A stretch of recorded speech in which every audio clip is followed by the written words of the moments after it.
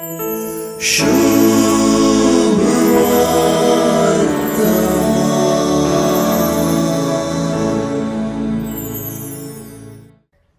कोण मुझे उतर पाळता तो केदींच मरण देखसोना म्हणली जेजूची उतरां एक विशेष भविष्यवाणी सुचयतात.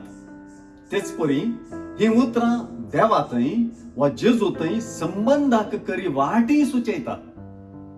जेजून जुदेवांक ही उतरां सांगलेल्या वेळार सुवार्तेंत जुदेवांनी हींच उतरां म्हणजे जो कोण म्हजें उतर पाळता तो केदींच मरण देखसोना पुनरुचरलेली दिसून येतात. ह्या मुखांतर जेजूचे उतर आयकून जाका सुवार्तेचो वस्तू स्पष्ट जालो.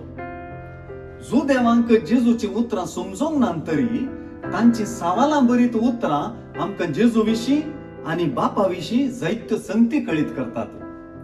हे दिशेन तांणीच उल्लेख केल्ली आब्राहामा संबंधी गजाल जेजूक जोगतें विवरण दिवंक उपकारता. आब्राहाम देवाचें उतर आयकल्लो मनीस. आब्राहामान देवाचें उतर आयकल्ले वरवींच जुदेवांनी आमच्या बापा आब्राहामा म्हणून उलो मारूंक साद जालें. आब्राहाम देवाचें उतर आयकून ते मानून घेतलोच म्हणून लोकां मोगाळ जालो. जुदेवाच्या उतरांनी हे नेनारपण दिसून येता.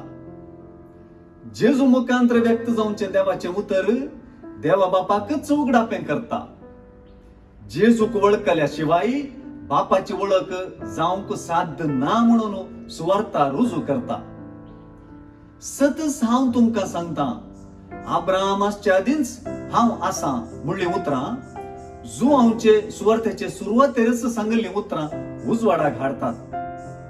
वेळा काळा पूर्वी शब्द आसुल्लो, शब्द देवा सवाय आसुल्लो, शब्द देव जावन आसुल्लो म्हणची सुवार्ता म्हूण धरून शब्द मनीस जालो आनी आमचे मदें जियेलो म्हणटा.